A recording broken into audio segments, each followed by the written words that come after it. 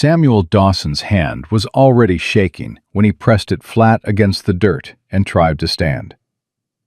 The rattlesnake was gone, but the 2 puncture marks burning through his forearm were real, swelling fast, turning dark at the edges, spreading heat up toward his elbow like fire through dry grass. 4 children stood watching from the porch steps. The youngest had no words yet for what she was seeing. The oldest had too many. Samuel looked at every one of their faces, and he made himself get up off that ground. If this story already has your heart, please subscribe to our channel, hit that notification bell, and follow along all the way to the end. And drop a comment telling us what city you're watching from. I want to see just how far this story travels. The snake came out of the woodpile. That was the part Samuel could not stop replaying in his mind, even as his arm went from burning to numb and back to burning again. He had split logs in that same spot every morning for 3 years. He knew every gap between those planks. He knew the sound the wood made when something slithered underneath it. He had just, for once, stopped paying attention. 1 second. That was all it took. He had reached down to grab the last split log before breakfast, and the rattler struck without even the courtesy of a warning. Hit him clean on the inner forearm, below the elbow, 2 teeth deep. Samuel yanked his arm back so hard he stumbled into the woodpile and knocked half of it over, and the snake disappeared into the tall grass along the fence like it had never existed at all. He stood there in the morning heat, holding his own arm, staring at the 2 small holes that were already beginning to weep. Get inside. That was the first thought. Get inside before they see. He was too late. "Papa?" Clara was standing at the corner of the house, her apron still half-tied from fixing breakfast. She was 8 years old and had her mother's eyes, that particular shade of gray that could see right through a person, whether they wanted to be seen or not. She looked at his arm. She looked at his face. "Papa, what happened to your arm?" "Nothing," Samuel said. "Go back inside." "That's not nothing." "Clara!" His voice came out harder than he meant it to. "I said go inside." She didn't move.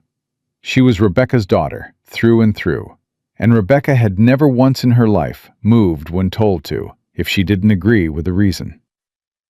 Samuel felt the burn spreading up toward his shoulder, like a rope being pulled tight under his skin, and he pressed his jaw together and walked past his daughter toward the house. Thomas was at the kitchen table when Samuel pushed through the door. 6 years old, still in the oversized shirt he'd slept in, trying to saw through a piece of salt pork with a knife twice too big for his hand. He looked up and immediately put the knife down, the way children do when they sense that something has shifted in the air, without being able to name it. "You're sweating," Thomas said. "It's July," Samuel said. "You're sweating different." Samuel went to the pump at the basin and ran cold water over his forearm. The flesh around the bite was already puffed and tight-looking. The skin stretched shiny and strange.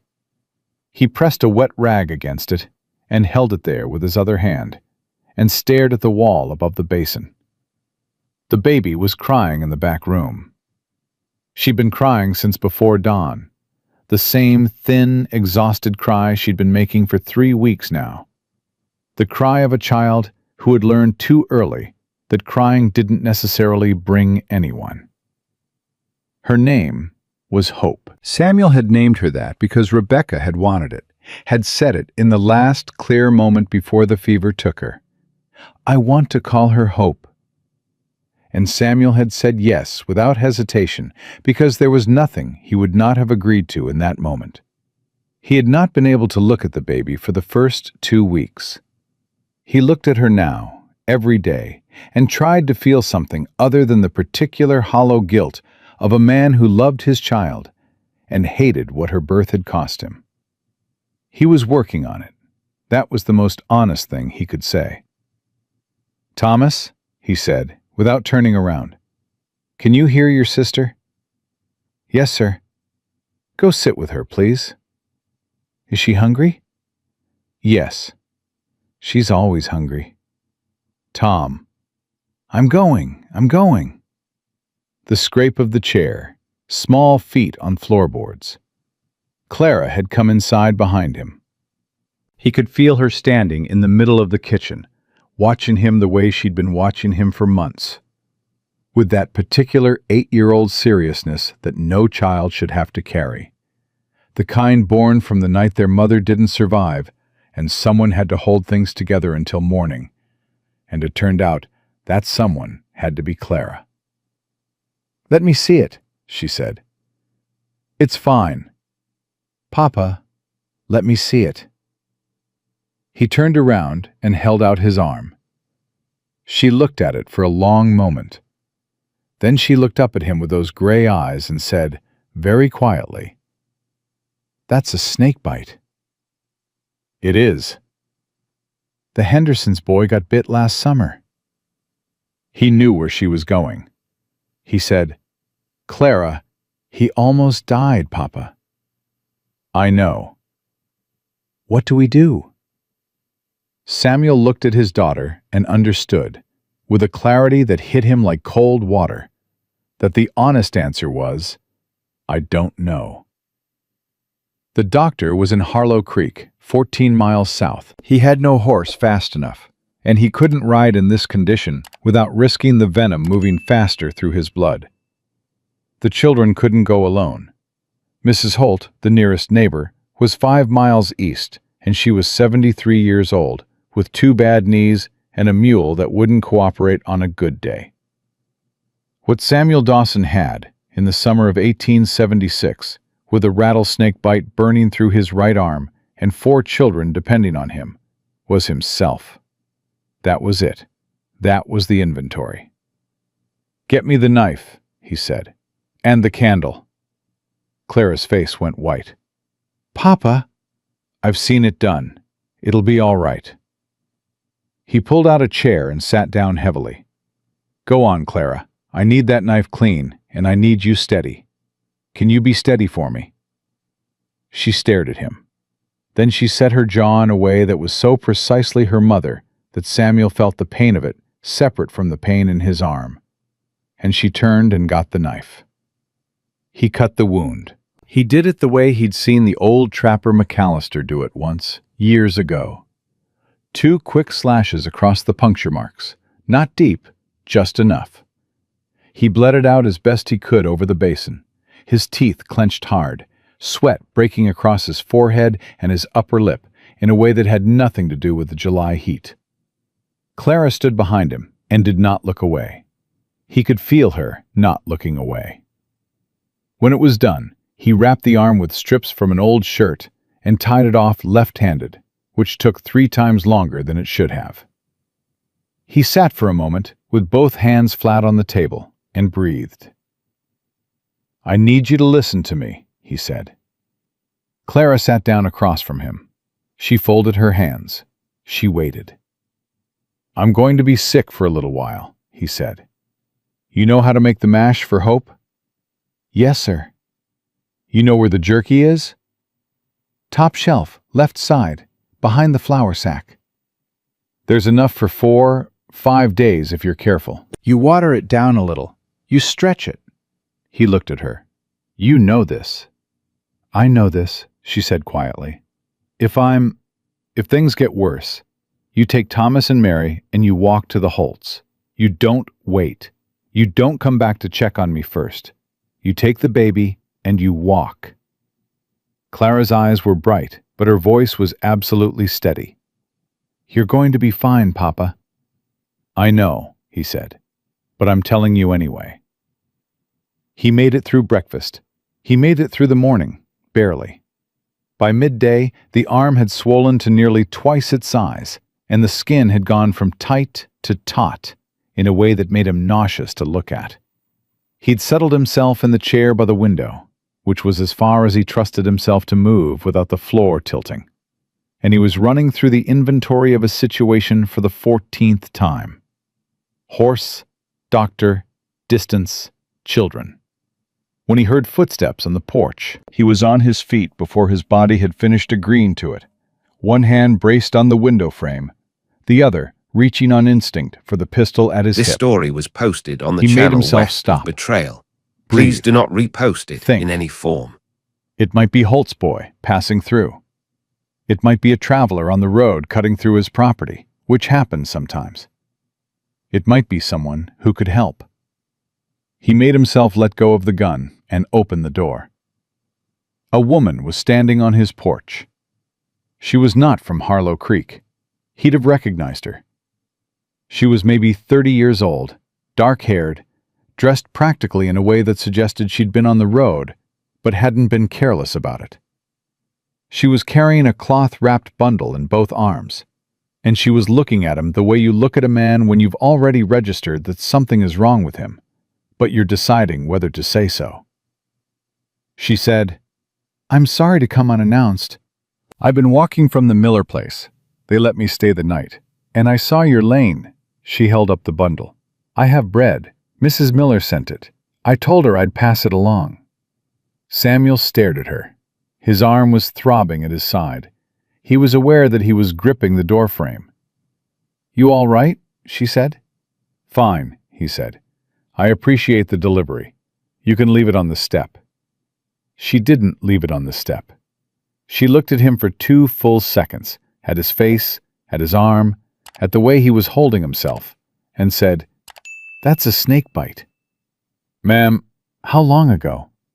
He looked at her. "This morning." Something shifted in her expression. Not panic, something more decisive than that. "Did you cut it?" "I did." "Good. Did it bleed out?" "Enough." "How's your vision?"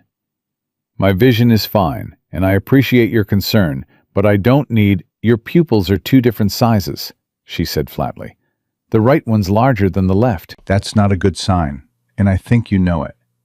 She didn't wait for him to respond. She pushed the bread into his hands. "Hold this." And she was inside the house before he'd worked out a single word to stop her. "Miss," he turned. "Ma'am, I don't know who you are." "Olivia Bennett," she said, from inside his kitchen, already moving. "I was a nurse. I'm not anymore, but it doesn't leave you." She found the basin and the pump without being shown. "What'd you wrap the arm with?" He followed her into the kitchen with the bread still in his hands, feeling, for the first time all day, like a man who had fallen slightly behind his own life. "Old shirt." "How long ago?" "Maybe 2.5 hours?" She turned and held out her hand. He crossed the kitchen and held out the arm. She unwrapped it with quick, careful fingers, and when she saw the wound, she made a small sound in the back of her throat. Not distressed exactly. More like a carpenter examining a crooked nail who has already decided on the remedy. "You did it right," she said. "But you did it late." She looked up. "How are you feeling?" "I told you, not fine," she said. "You wouldn't be gripping the table if you were fine." He was, in fact, gripping the table. He let go of it. "I'm dizzy," he admitted. "I know. Any nausea?" "Some." "Okay." She looked around the kitchen. "I need yarrow, if you have it. Or at least clean cloth. Is there a root cellar?" "What are you going to do?" "Make a poultice. Draw the venom." She looked at him directly. "You need a doctor. I want to say that clearly. What I can do will buy you time, but it is not a substitute for a doctor. Do you understand me?" "I understand you." "Where's the nearest one?" "Harlow Creek, 14 miles south." She processed this. "Is there someone who can ride for him?" He thought of Clara standing in the kitchen that morning, not flinching. He thought of Thomas, 6 years old. He thought of Mary, who was 4 and still believed the world was a reasonable place. He thought of the baby crying in the back room, with her name that was supposed to mean something. "No," he said. Olivia looked at him for a moment. Then she said, "How many children?" He blinked. Pardon? I counted 2 in this kitchen this morning when I walked through. I can hear a baby in the back. How many total? 4, he said. She looked at him without changing expression. Then she said, very simply, "Sit down before you fall down, Mr. Dawson," he said. "Samuel Dawson." "Mr. Dawson." She put her hands on her hips. "Sit down." He sat. Clara appeared in the doorway from the hall, Mary right behind her with both arms wrapped around Clara's waist, the way she'd been doing since February, as though her older sister were a tree in a windstorm. Clara looked at Olivia with the same careful, measuring expression she used for everything. The world, to Clara Dawson, was something to be evaluated before trusted. "Who are you?" she said. "My name's Olivia," the woman said. She didn't talk down to Clara, didn't soften her voice the way adults usually did. She just answered her directly. "I found your father at the door. He's been snake-bit." "I know," Clara said. "I saw it happen." "Then you know he needs help." Clara's jaw tightened. "Are you a doctor?" "I'm not, but I know enough to keep him stable until we can get one." Olivia pulled a chair out and sat across from Samuel so she could look at him and at the children at the same time. "I don't want to be in your home without your family's permission. If you want me to go, I'll leave the bread on the step and walk back to the road." Clara looked at her father. Samuel was sitting with both forearms on the table, watching Olivia with the wary, bone-tired expression of a man who had been making every decision alone for 6 months, and had just run up against the edge of what one person could carry. He didn't say anything. Clara made the decision for him. "You can stay," she said, "but if you touch anything in this kitchen without asking, I'm going to tell you." Olivia looked at Clara with something that was close to respect. "That's fair," she said. She stayed. She worked quickly and without drama, which was something Samuel would think about later. The fact that she didn't perform her competence, didn't narrate it, or seek reassurance about it. She just did what needed doing. She found yarrow in the small herb patch behind the house that Rebecca had planted and Samuel had kept alive by accident and pure stubbornness. She made the poultice. She redressed the wound and secured it properly and told him, in plain, unsoftened language, what the next 12 hours would look like and what signs would tell Clara, that things were going from bad to worse. Thomas fed the baby while Olivia worked. Mary sat in the corner and watched. Clara stood near the stove and watched too, learning everything, cataloging it with those gray eyes. By late afternoon, Samuel was lying on his bed because Olivia had been direct about the fact that he was going to lie down whether he chose to or not, so he might as well choose. His arm was properly wrapped. His fever was starting. Low, she said, which was normal, which was not the same as fine, but was not yet dangerous. She had told him this clearly and without flinching from his expression, which he appreciated more than he expected to. He stared at the ceiling of the room he'd shared with Rebecca for 4 years, and listened to the sounds in the kitchen. Clara's voice, low and instructing. The baby's cry, quieting. Olivia's footsteps, unhurried. He thought, I don't know this woman. She walked in off a road I can't even see from my bed. He thought, my children are fed and quiet. He thought, how far is 14 miles in the dark if a woman's walking it alone? He called out toward the hallway. His voice came out rougher than he intended. Miss Bennet. A pause, then footsteps. She appeared in the doorway. She'd rolled up her sleeves and had a smear of something, the poultice probably, on her forearm. And she looked at him with that direct, undecorated attention that he was starting to realize was simply how she looked at everything. I need to get a doctor here, he said. I agree. I can't ride. I know. He This looked at story her. was posted on the I'm channel not west of asking you to Betrayal. go. Please do not I repost know it that in too, any form. she said. But I'm going to. She said it without drama, the way she said everything. Matter of fact. Settled. Like a woman who had already done the math and was simply reporting the answer. In the morning, if your fever stays manageable. I'm not leaving at night with your children awake and worried. He stared at her. You don't know these children. No, she agreed. But I know what 4 motherless children look like, and I know what it costs them when an adult makes a choice that says their fear doesn't count.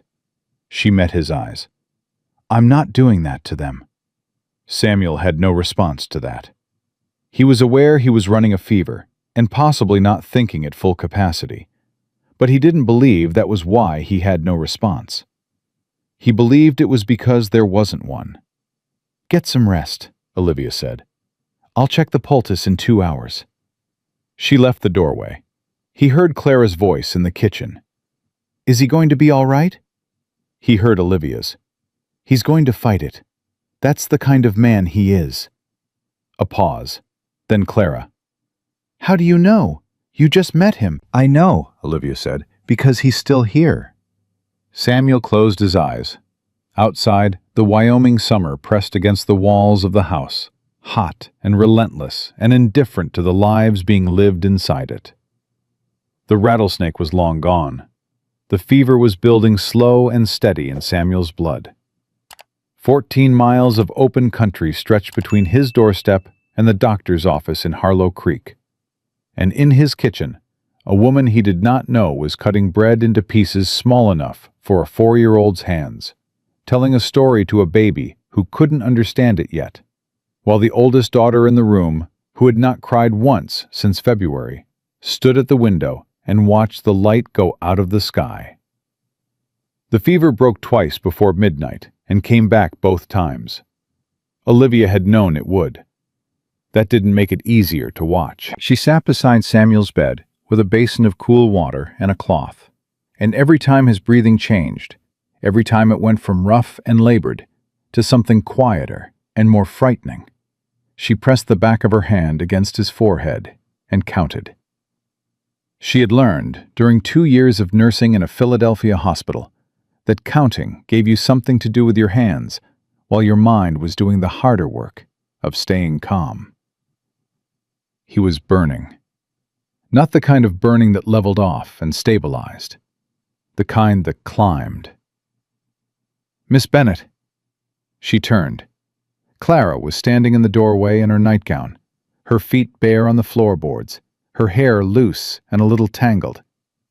She was holding a candle in both hands, like an offering. You should be asleep, Olivia said. I know. Clara didn't move. Is he worse? Olivia looked at the girl and decided, as she had already decided once tonight, that Clara Dawson was not a child who should be lied to. Lied to for comfort, maybe, but not lied to about facts. Facts were how this child held herself together. His fever's climbing, Olivia said. It's not at a dangerous point yet, but I want it to go the other direction. Clara came into the room and set the candle on the nightstand with a steadiness of hand that most adults couldn't have managed. She looked at her father's face. Whatever she felt looking at it, she kept behind her eyes. What do you need? She said. More water from the pump. Cool as it'll come. Clara picked up the basin and left without another word.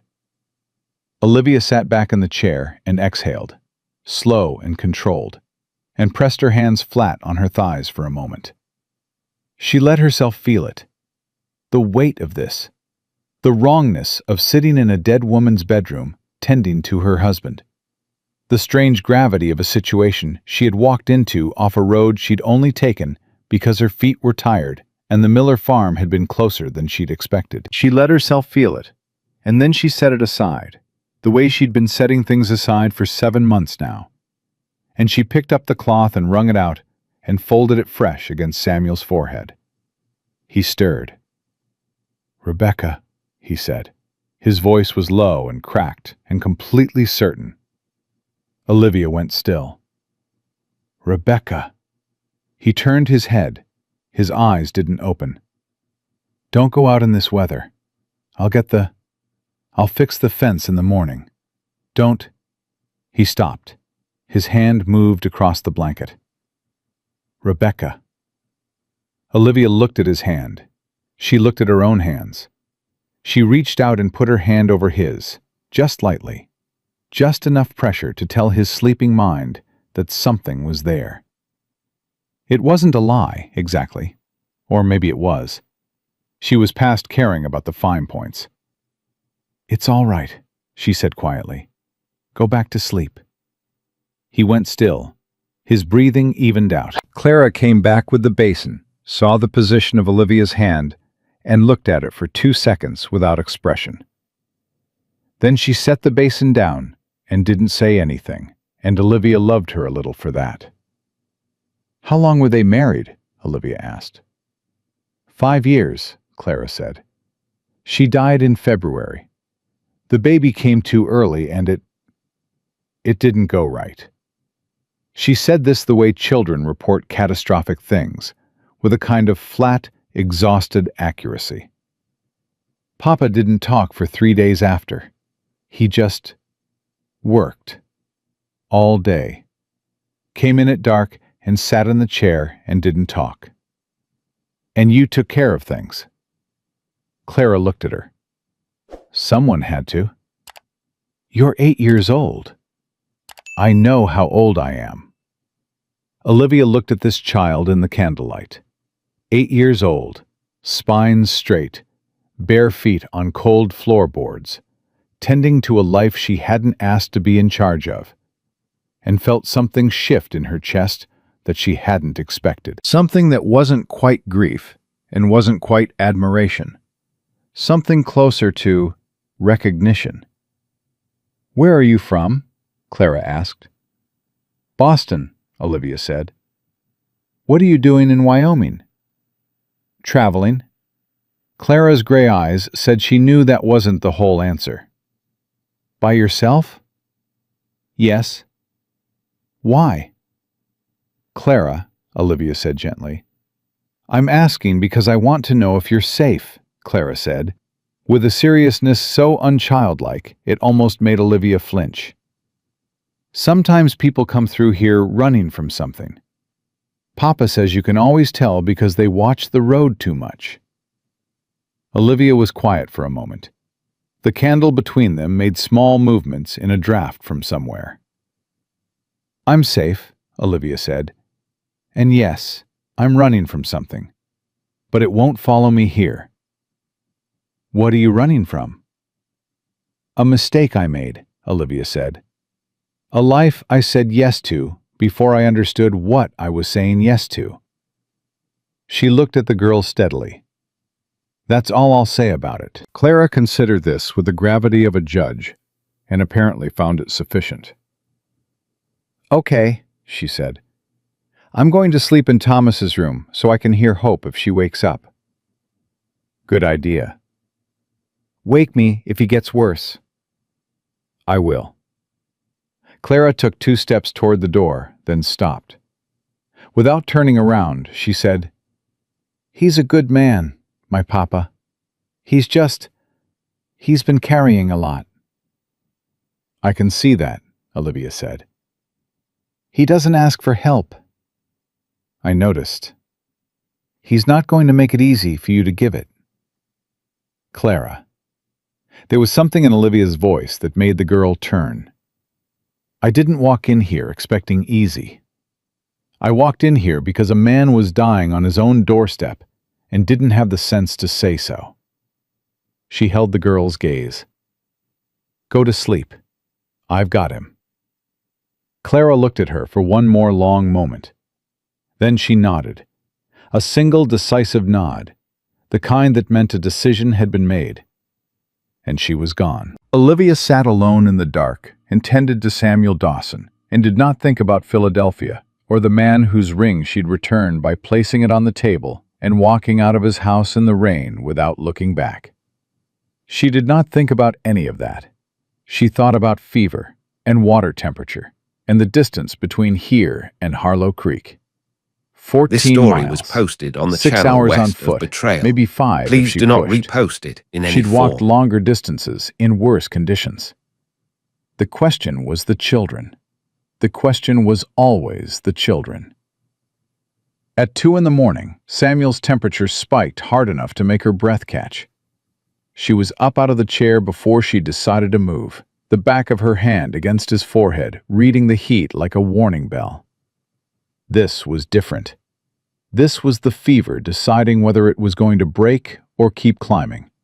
And it was climbing, and she had maybe an hour to tip the scales.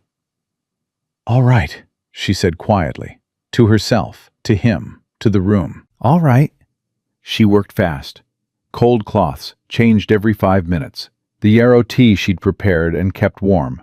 Bitter, but it would help thin the blood, help the heat find a way out. She had to get him sitting up to drink it, which required waking him enough to swallow, which required saying his name in a voice firm enough to reach through the fever dream. "Samuel?" She put her hand on his shoulder and shook once, firmly. "Samuel Dawson, I need you awake for 2 minutes." He surfaced slowly, like a man pulling himself up from the bottom of deep water. His eyes opened and didn't quite focus. He looked at her face, and she watched him try to place her. "Bennett," he said. "The bread." "That's right." She had the cup ready. "Drink this, all of it." "What is it?" "Yarrow tea. It's bitter, and I don't want to hear about it." Something close to a smile crossed his face, briefly, like light through a cloud. He drank it, all of it, without complaint, though his expression made his opinion clear enough. He lay back, and she pressed a fresh cloth to his forehead, and he closed his eyes. "The kids," he said. "Sleeping." "Clara is asleep in Thomas's room. The baby's quiet. Everyone's fine." He exhaled. "You should sleep." "I'll sleep when your fever breaks." A pause. "That's not... You don't have to do that." "I know I don't have to." She wrung out the cloth and refolded it. "Try to sleep, Mr. Dawson." Another pause. Longer. "Samuel," he said. She looked at him. His eyes were still closed. "If you're going to sit up all night on my account," he said, his voice rough and quiet, "you might as well call me Samuel." She looked at him for a moment. "Go to sleep, Samuel." He did. The fever broke at just before 4 in the morning. She felt it go, the shift from dry, climbing heat to the particular damp warmth of a body that had turned the corner and started fighting its way back. She pressed the cloth to his forehead and felt the sweat beading there, and sat back on the chair and let out a breath that she'd been holding, she thought, for approximately 6 hours. She let herself sit quietly for 10 minutes. Just that. Just 10 minutes of not moving and not calculating and not deciding. She had earned it. Then she got up, checked the baby, sleeping, curled tight as a fist, her little chest rising and falling, with complete confidence in the continuation of the world, and went to the kitchen and started water for coffee. She was at the table with her cup when Thomas appeared in the doorway. He was wearing the oversized shirt again, his hair pressed flat on one side from sleep, his eyes wide and serious. "Is Papa dead?" he asked. "No," Olivia said, simply and directly. "His fever broke. He's sleeping." Thomas processed this. "Are you sure?" "I'm sure." He came and sat down across from her, which was a very adult thing to do, and looked at her with those earnest 6-year-old eyes that had clearly been lying awake worrying for hours. "I heard you moving around a lot," he said. "In the night." "I was keeping an eye on your father." "Did you sleep at all?" "A little," she said, which was not precisely true, but was not something a 6-year-old needed to carry. Thomas looked at her coffee. "Can I have some?" "No." "Clara lets me have some sometimes." "I believe you," Olivia said. "The answer's still no." He didn't argue. He just sat there, across from her, in the early morning quiet, and after a moment he said, "Are you going to leave today?" She looked at him. "I need to go to Harlow Creek and get the doctor." "And then?" She looked at her coffee cup. "We'll see." "Clara says you're from Boston." "I am." "Why'd you come to Wyoming?" "I was looking for something different," she said. "Did you find it?" She thought about that. About the Miller Farm's hayloft. About the road that had brought her past this lane. About a man on his doorstep holding his own arm and saying "fine" through clenched teeth. About 4 children carrying weights they hadn't been asked to carry. "Something found me," she said. Thomas thought about this with the solemn concentration of a child who takes words seriously. Then he nodded, satisfied, and went to check on his father. She was on the road before sunrise. She left Clara a note, clear, direct, practical, with instructions for the poultice and the signs to watch for and what to do if Samuel's fever returned before she got back. She left the note on the table where Clara would find it, weighted down with a bread knife so it couldn't be missed. She looked at the house for a moment from the lane, at the dark windows and the quiet that meant everyone was still sleeping, and she turned and walked south. She walked fast, the kind of walking that isn't quite running, but intends to cover ground.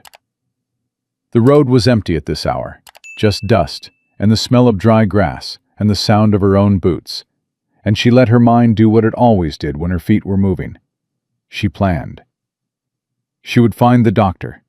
She would explain the situation clearly and completely, and give him no room to argue about urgency. She would come back with him if he had a horse to spare, or she would walk back behind him if he didn't, and either way, she would be back at the Dawson farm by afternoon. Samuel's fever had broken. The poultice was holding. Clara was capable. The variables were manageable. What she would do after that, she did not allow herself to think about. She had been walking for nearly 2 hours, the sun fully up now, and the heat already building the way Wyoming's summer heat built, fast and without mercy, when she heard hooves behind her. She stepped to the edge of the road without turning around, one rider moving at a trot. She kept her eyes forward and her pace steady and waited to see if the hooves slowed. They slowed. "Morning," said a man's voice. She looked up. He was perhaps 45, with a badge on his vest and the particular manner of a man who had been in a position of small authority long enough to believe it made him large. He looked at her the way men looked at a woman alone on a road, not threatening exactly, but assessing, categorizing. "Morning," she said. "You're out early." "I am." "Where are you headed?" "Harlow Creek, doctor's office." He frowned. "You hurt?" "Not me. I'm staying at the Dawson farm. Samuel Dawson was snake-bit yesterday, and he needs a doctor." She said it efficiently, without apology for the directness. "Do you know if Dr. Marsh is in town?" The man's expression shifted at the mention of Samuel's name. Something moved through it that she couldn't quite read. "Dawson," he said. "You know him?" "Everybody in these parts knows Samuel Dawson." He didn't say it warmly. "What are you to him, if you don't mind me asking?" Olivia looked at this man with his badge and his careful eyes and said calmly, "Someone who walked 14 miles to get him a doctor. Are you going toward town?" A pause. "I am." "Then I'd appreciate the ride," she said, "unless you have a reason not to offer one." He studied her for a moment longer than was polite. Then he moved his horse to the side and held down a hand, and she took it and swung up behind him, and they rode. "Sheriff Hale," he said after a while. "Olivia Bennett." Bennett. He said it like he was filing it somewhere. "Where are you from, Miss Bennett?" "Boston." "Long way from home." "I suppose it is." He was quiet for a stretch, and she let the quiet sit, because she had learned that silence made men talk eventually. They This always story was wanted to fill posted it. on the channel west You of know the much trail. about Samuel Please Dawson? do not repost Hale it said. in any I know form. he has 4 children and a snake bite, she said. What else should I know? Another pause. Hale shifted in the saddle. He's been having some trouble, he said, with his land. There's a fellow named Greer been trying to buy that property for 2 years. Dawson won't sell. He paused. Greer's not a man who takes no for an answer very comfortably. Olivia sat with this for a moment. What kind of trouble? Legal trouble, mostly. Greer's got a lawyer claiming there's a question about the deed. Says the property line runs different than the county records show.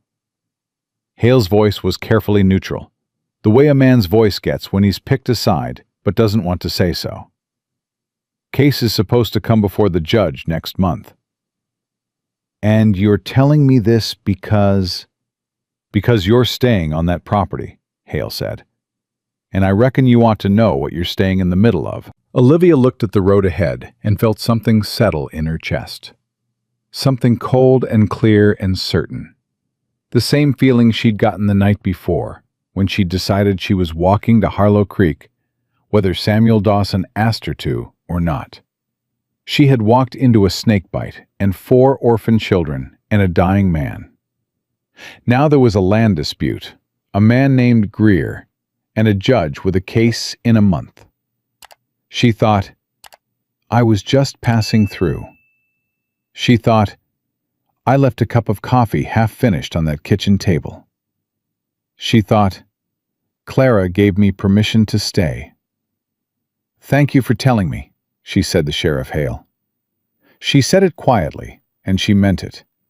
And she stared at the road ahead and thought about a man in a bed with a fever and a broken arm and 4 children and a deed that someone was trying to take from him. She thought about all of it, and she said nothing else for the remaining 3 miles into Harlow Creek. And by the time the first buildings came into view, something in her had already made a decision that her mouth had not yet been told about. Dr. Marsh's office was on the main street, a narrow building between the feed store and the post office, with a hand-lettered sign and a lamp that was already lit. Olivia swung down from Hale's horse before it had fully stopped and was through the door with her hand up to knock before she'd even registered the bell above it. Doctor, she said, to the gray-haired man who looked up from his desk with the startled expression of someone who'd been deep in paperwork. My name is Olivia Bennett. I need you to come with me to the Dawson farm. Samuel Dawson was struck by a rattlesnake yesterday morning, and he needs you. Dr. Marsh stood up without hesitation, which told her something about him. How long ago? Yesterday, around 7 in the morning. He was cut and bled? Yes, immediately. I applied a yarrow poultice last evening. His fever spiked around 2 a.m. and broke before 4. The doctor stopped moving and looked at her properly for the first time. You did all that?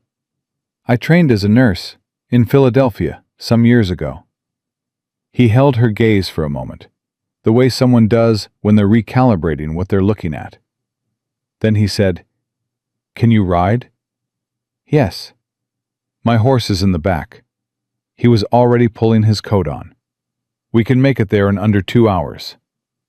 She followed him out the back of the office, and in the doorway, before he pulled the door shut, she said, Doctor, what do you know about a man named Greer? He stopped. He turned and looked at her. His expression said enough without a single word. Everything, he said. I know everything about that man. He looked at her carefully. Why are you asking? Because Samuel Dawson's going to need more than a house call, she said. And I think you know that too. The doctor looked at her for a long moment in the morning light. Then something shifted in his face. A kind of tired, relieved recognition. Like a man who'd been waiting a long time for someone to say the right thing. Let's ride, Miss Bennett, he said. And they did. They rode hard and didn't talk much, which suited Olivia fine.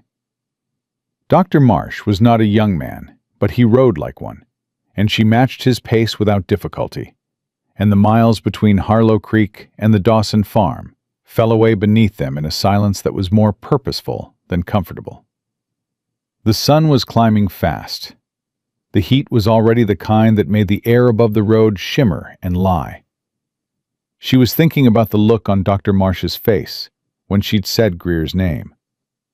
That particular expression, not surprised, not alarmed, just tired in the specific way of someone who has been watching a thing go wrong for too long and hasn't had the means to stop it. She was going to need more information. She was also going to need to stop thinking about information and start thinking about what she was actually doing, which was riding back to a farm that didn't belong to her, to tend to a man she'd known for less than 24 hours, with a doctor she'd met 40 minutes ago, and a plan that extended no further than the next few hours. She had left Boston with a plan too. Plans, she had come to understand, were mostly just the stories you told yourself to get moving. They came over the last rise, and the Dawson farm was below them, quiet in the morning heat, and Olivia felt something release in her chest that she hadn't been aware she was holding. Then the front door flew open, and Clara came out at a dead run. Olivia was off the horse before Marsh had fully stopped his, her feet hitting the ground and already moving toward the girl, and she could see from 20 yards that something was wrong. Clara's face was stripped of its usual controlled composure, and that, more than anything, sent a cold spike straight through Olivia's sternum. "He's worse," Clara said. She grabbed Olivia's arm with both hands. "He tried to get up this morning, and he fell. He's on the floor, and I'm not strong enough to—" Olivia was already moving past her toward the house. "How long ago?" "Maybe 20 minutes. I didn't know what to do. I put a blanket—" "You did right." She pushed through the door. "Where's Thomas?" "With him, keeping him still." Samuel was on the bedroom floor beside the bed, which was precisely where a man who had been running a high fever all night and decided to get up without asking anyone's permission ended up. Thomas was kneeling beside him, with his hand flat on his father's shoulder, doing exactly what Clara had told him to do, keeping him still, with the focused, terrified expression of a 6-year-old trying very hard to be useful. "Hey," Olivia said, dropping to her knees on Samuel's other side. "Hey, look at me." Samuel's eyes found her. They were clearer than she'd expected, which meant the fever hadn't climbed back to dangerous levels, just to stupid ones. He started. "You were just trying to get up when I specifically told you not to," she said. She put her hand on his forehead, warm, but not the terrifying heat of the night before. "Does anything hurt that didn't hurt yesterday?" "My pride," he said. "That'll heal." She looked at Thomas. "Tom, can you step back and give the doctor some room?" Thomas looked up and noticed Dr. Marsh in the doorway for the first time. His whole body sagged with relief in the way that children's bodies do when they finally see an adult who knows what to do. He scrambled back, and Marsh came in and crouched down, and the two of them got Samuel Dawson off his bedroom floor and back into his bed, which was a considerable effort, given that Samuel was a large man who kept insisting he could do it himself. "You cannot," Marsh said, with the flat patience of a doctor who had heard this before. "Do it yourself. Stop helping." Samuel stopped helping. His jaw was set, and his expression said exactly what he thought about all of this. But he stopped. Marsh examined the arm, checked the poultice, checked Samuel's eyes and his pulse and his temperature, with the systematic efficiency of a man who had been doing this for 30 years. He didn't speak while he worked. Samuel didn't speak either. Olivia stood at the foot of the bed, with her arms crossed, and waited, and Clara stood beside her, doing exactly the same thing, their postures so similar that Marsh glanced between them once with a look of slight confusion. Finally, Marsh sat back. This Miss story Bennet's was work posted kept you on the alive, channel he west said of to Samuel. Betrayal. Please want do to not be clear about repost it that. in any form. Another few hours without proper treatment, and we'd be having a different conversation. Samuel looked at Olivia. She looked back at him without expression, because she could see that he was about to say something that involved the words, "I didn't ask," and she was prepared to be very unsympathetic about it. He didn't say it. He pressed his mouth together and looked at the ceiling. "Thank you," he said quietly, to the ceiling. "You're welcome," she said, to the ceiling. Marsh almost smiled. "I'm going to leave you some medicine. The arm needs to stay wrapped and elevated for at least 4 more days. No riding, no heavy work, no getting off that bed without someone to steady you." He looked at Samuel with an expression that communicated exactly how much he expected this instruction to be followed. "I mean it, Dawson. I've got 4 children and a ranch to—" "And you'll have neither if you fall in the yard and split your head open," Marsh said pleasantly. "Is there someone who can stay and help?" The question landed in the room and sat there. Samuel didn't answer it. He looked at the window. Olivia looked at Clara. Clara looked at Olivia with those gray eyes and said nothing at all, which was somehow the loudest possible answer. "I'll stay," Olivia said. "For now." Samuel turned his head and looked at her. She met his gaze steadily. "You don't," he started. "I know I don't," she said. "We've established that." He looked at her for a long moment. Something moved through his expression. Complicated, layered, the kind of look that comes from a man who has been self-sufficient for so long that accepting help feels like losing something, and is only now beginning to understand what he's been losing instead. "All right," he said. It came out rough. "All right."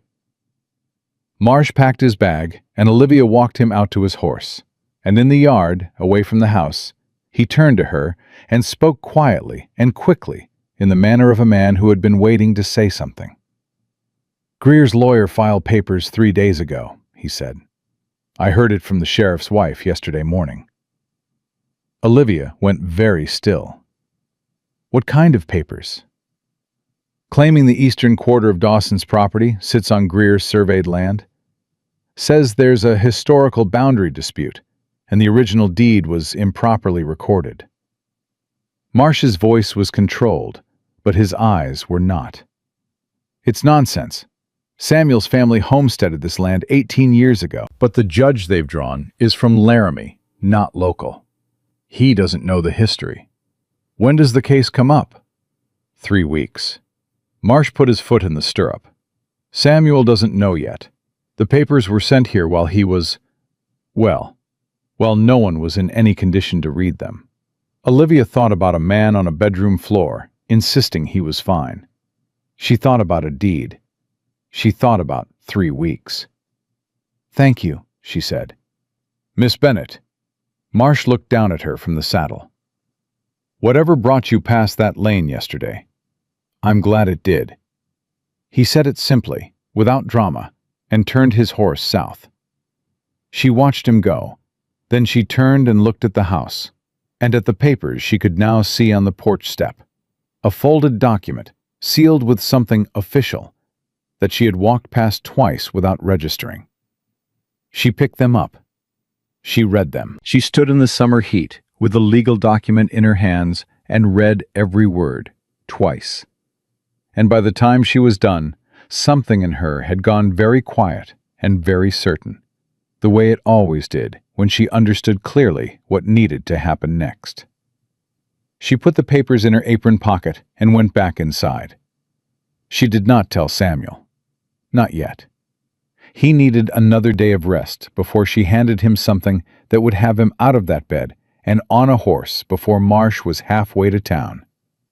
She knew that about him already. She had known it since the doorstep yesterday, since the way he'd said, "Fine," while his arm turned colors. Samuel Dawson's instinct in the face of a threat was to stand up and meet it. And right now, standing up was the one thing he couldn't afford. She would tell him, just not today. She fed the children lunch. She checked the poultice. She taught Thomas how to properly water the kitchen garden, which Rebecca had planted, and which was still producing if you paid attention to it. And she let Mary follow her from room to room without comment, which Mary had been doing all morning, like a small, silent shadow. At one point, Mary reached up and took her hand, just suddenly, without preamble, the way small children claim things that they've decided belong to them. Olivia looked down at her. Mary looked up at her with 4-year-old eyes that were brown and very serious, and said, "Are you going to be our new mama?" The question hit her somewhere she hadn't armored. "I'm going to help take care of you for a little while," Olivia said carefully. "How's that?" Mary considered this. "That's almost the same," she said, and went back to following her. Olivia pressed her palm flat against the kitchen table for a moment, very briefly, and collected herself. She was checking on the baby in the early afternoon when she heard the hooves. Not one horse, 2, moving at a pace that meant arrival, not passage. She came out of the back room with Hope against her shoulder. The baby had been fussing since noon, teething or tired or both, and she looked out the front window and saw the 2 men on horseback pulling up in the yard.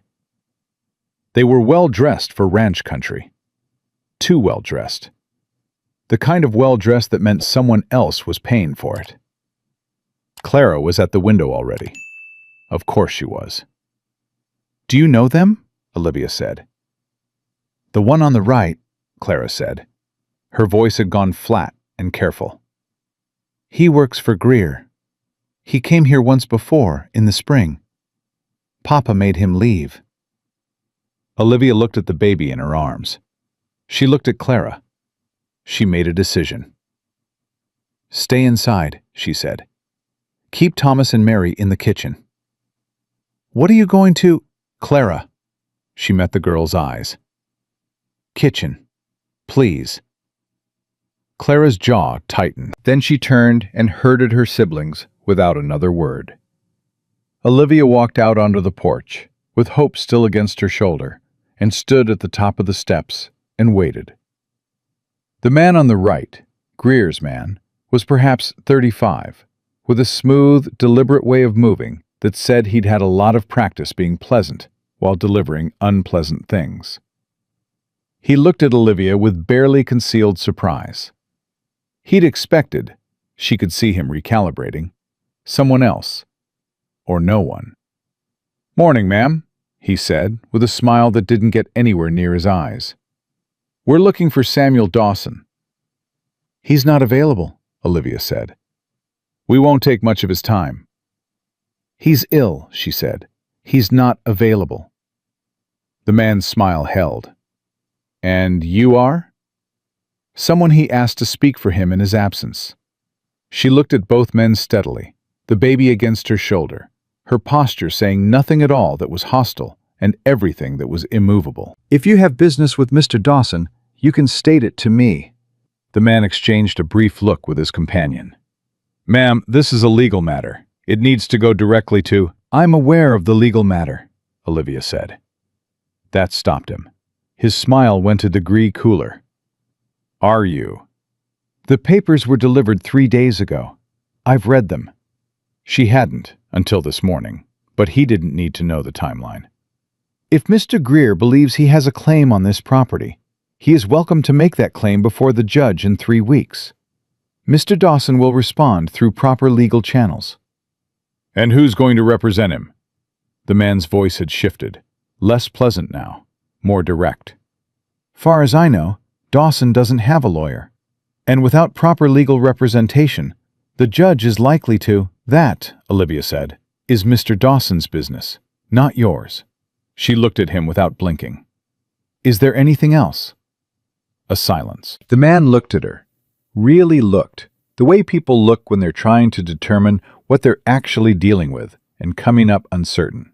The baby made a small sound against Olivia's shoulder, and Olivia rubbed her back without looking away from him. "Tell him," the man said, slowly. that Mr. Greer is prepared to make a very fair offer. If Dawson signs the Eastern Quarter over before the This court story date, was posted there's a on the sum of channel money west that of would... Betrayal. I'll pass along Please the do message, not repost Olivia it said. in any form. Good day. She didn't move. She stood on the top step and looked at them both, and after a moment that stretched just long enough to make its point, Greer's man tipped his hat with a smile that was all teeth and no warmth, and the two of them turned their horses and rode out of the yard.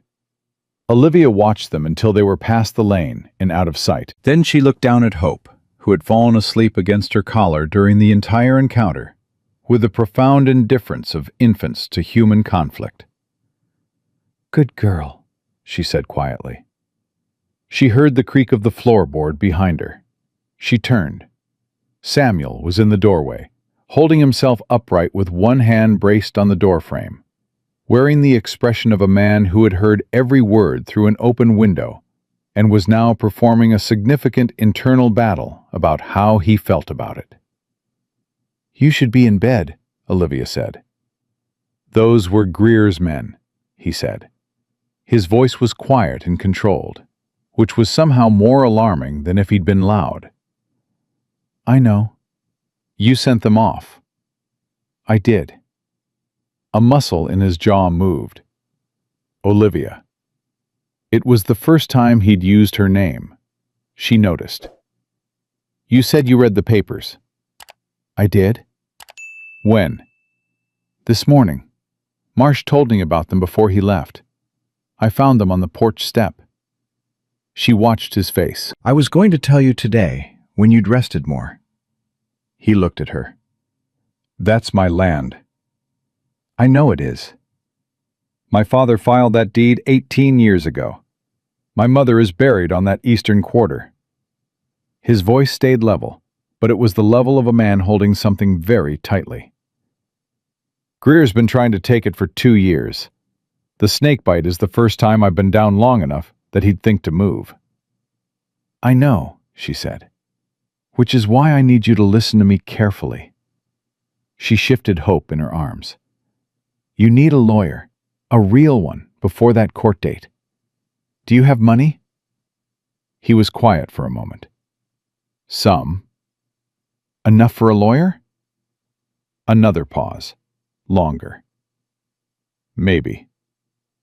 "There's an attorney in Harlow Creek. Marsh mentioned him. A man named Cowboy. He knows the local land records. That's who you want." She watched him. "Can you write a letter today? If I ride back tomorrow, I can deliver it personally." Samuel looked at her. He was still in the doorway, still holding himself up with one hand on the frame, still running a fever that she could see from 6 feet away in the color of his face.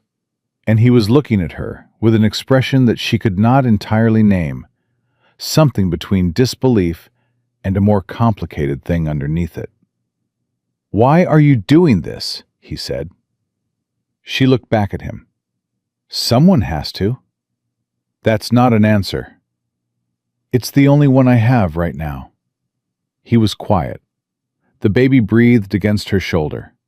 Somewhere behind them in the kitchen, Thomas said something to Clara, and Clara shushed him. "My wife used to do that," Samuel said. His voice came out lower. "Stand on that porch like it was a wall, like nobody was getting through it without her say." He stopped. He looked past her to the yard. "I haven't thought about that in... I don't know how long." Olivia stood with the baby and did not fill the silence. She had learned, in the last 24 hours, that Samuel Dawson's silences were not empty. "She would have liked you," he said. He said it like it surprised him, like he'd meant to keep it inside, and it came out anyway. Olivia felt something move through her, something she wasn't going to look at directly yet. "Get back to bed, Samuel," she said gently. "I can write the letter," he said. "Tonight." "Tomorrow." "Tonight, Olivia." He looked at her with steady, fever-bright eyes. "It's my land. I write the letter tonight." She looked at him for a moment. Then she said, "Fine, tonight. But you write it from the bed." He almost smiled. "Yes, ma'am." He went back inside. She stood on the porch a moment longer, in the summer heat, with the sleeping baby against her shoulder and the weight of legal papers in her apron pocket. And she looked out at the land that a man and his dead wife had built together, and that someone with money and lawyers was trying to dismantle, piece by piece, while the man was too busy surviving to fight back. She thought about Boston. She thought about the man whose ring she'd put on a table and walked away from, and the life she'd said no to, and the road she'd taken instead. She thought about a child taking her hand in a kitchen and saying, "That's almost the same." Clara appeared in the doorway. She looked at the empty yard, then at Olivia, then back at the yard. "They're gone?" she said. "They're gone." Clara let out a breath, just one. Then she pulled it back in and straightened her spine. "What do we do now?" Olivia looked at her. This 8-year-old girl with her mother's eyes and her father's stubbornness, and a weight on her shoulders that nobody had asked her to carry. "Now," Olivia said, "we make dinner, and then your father writes a letter, and tomorrow we start fighting back." Clara looked at her for a long moment. Then she nodded once, that same decisive nod, the one that meant a decision had been made. "Okay," she said, "I'll start the fire." She went back inside. Olivia stood alone on the porch in the Wyoming summer, with the sleeping baby and the papers and the long afternoon ahead of her.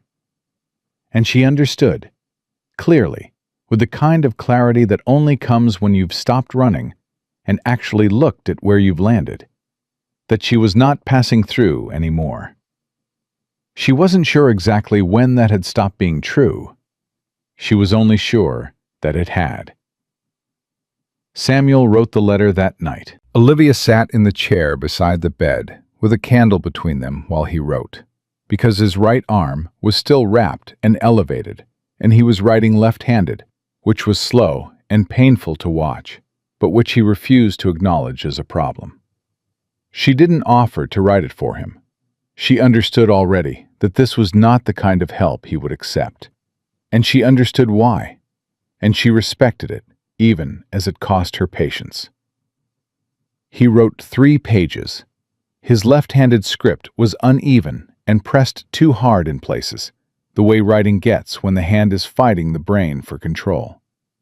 But it was precise, every fact in order, every date, every boundary marker, every reference to the original deed and the county records and the 18 years his family had worked that land. She read it when he handed it to her, and she didn't say anything for a moment. "This is good," she said. "Don't sound surprised." "I'm not surprised. I'm impressed." She looked up. "You've thought about this before, the legal argument." "I've been thinking about it for 2 years," he said, "since the first time Greer's man came to my door with an offer." He said the word offer the way you'd say the name of something that had bitten you. "I knew it would come to this eventually. I just didn't expect it to come while I was flat on my back." "Greer timed it," she said. "I know he did." "That tells you something about him." Samuel looked at her.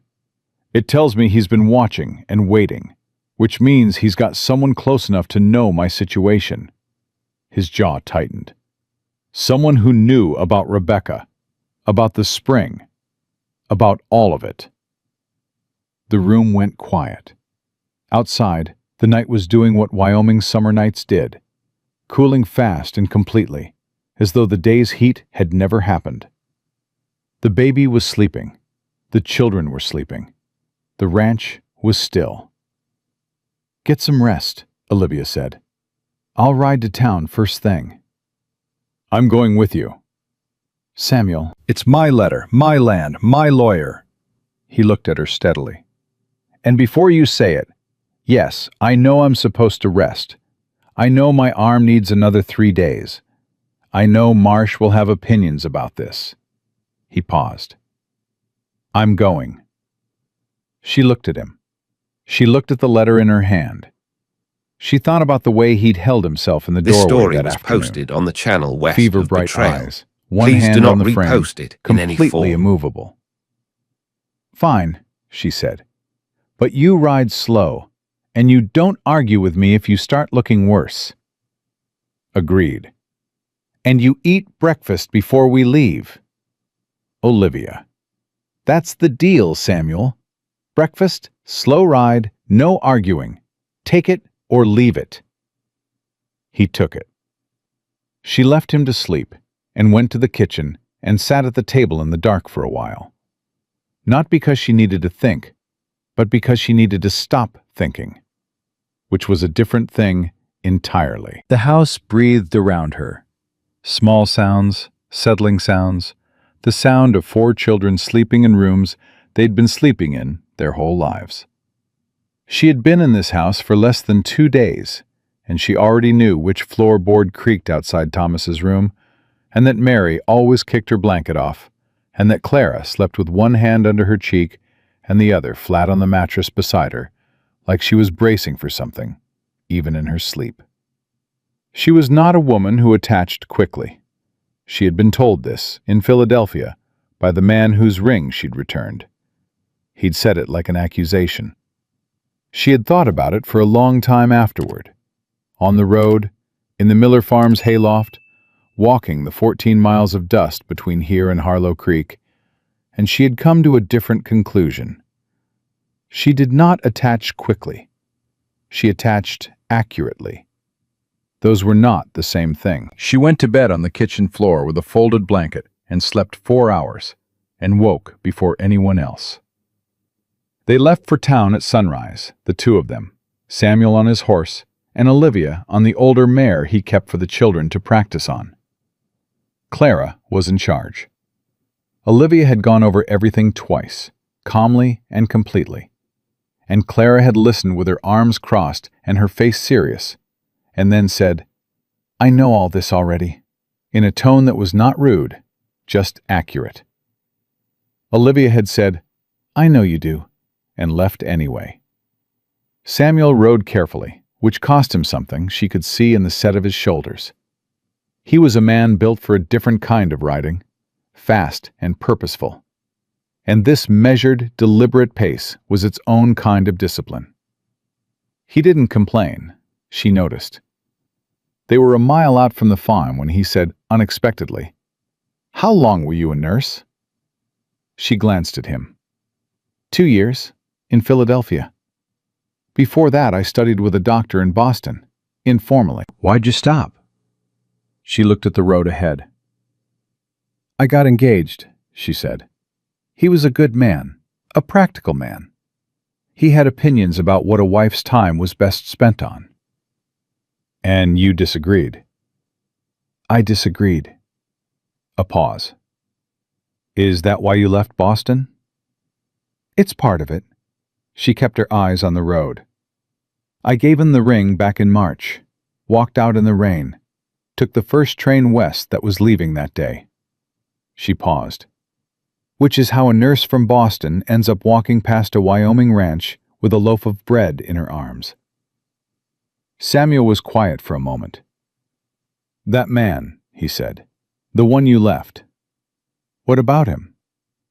He was a fool, Samuel said, flat, certain, the way he said everything. She looked at him. He was looking at the road ahead, his jaw set, his expression giving nothing away except the opinion itself, which was apparently giving away enough. She turned back to the road and did not say anything, but something in her chest moved. Calloway's office was above the feed store. A narrow staircase and a door with his name painted on the glass.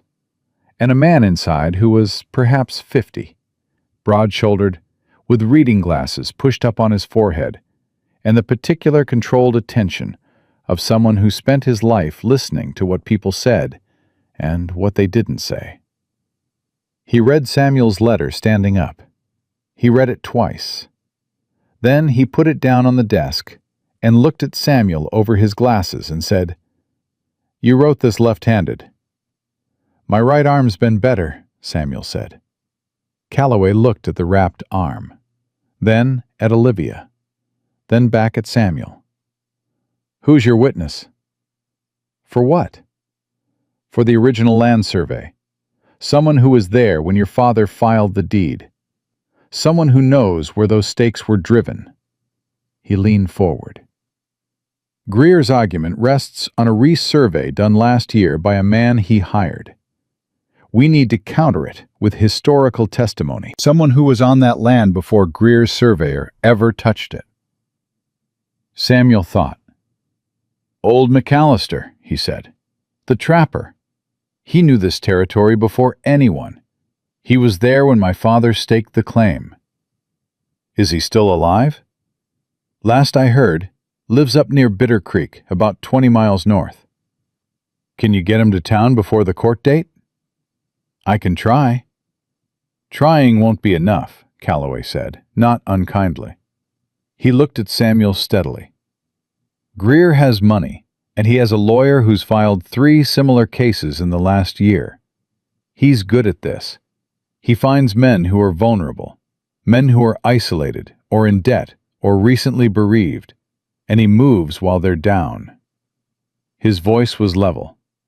You're not the first, but you can be the last if we do this right. Samuel's hand on the desk went still. What do you mean, the last? I mean, if we win this case, and we win it publicly, with a clear record, it becomes a precedent. It makes the next case harder for him. Calloway looked at him. This isn't just about your eastern quarter, Dawson. This is about whether Greer gets to keep doing what he's been doing to people in this county. The room was quiet. Olivia sat very still. Samuel said, What do you need from me? McAllister, whatever you can find in writing, any letters, any documents from when your father filed. And I need you alive and functional in 3 weeks. Calloway's eyes moved to Olivia briefly. I assume that part's being managed? It's being managed, Olivia said. They rode back with less conversation, but a different quality of silence. Not the silence of 2 strangers on a road, but the silence of 2 people who had just sat through something significant together and were processing it in parallel. It was Samuel who spoke first. Calloway's right, he said, about Greer. There's a family north of here, the Pruitts, lost their grazing land 2 years ago.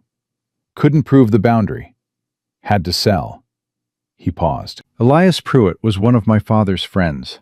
Worked that land for 12 years. Did Greer buy it? Through a man who works for him, technically, but everyone knows. Olivia looked at him. And no one stopped it. No one had grounds. He looked straight ahead. Until now, maybe. When they got back to the farm, Thomas was waiting on the porch steps with the particular anxious stillness of a child who has been told to stay put and has been counting the minutes. He was off the steps and at Samuel's horse before Samuel had his foot out of the stirrup. Papa, are you okay? Clara said you'd be back by noon, and it's past noon, and she said I wasn't allowed to worry, but I was... Tom.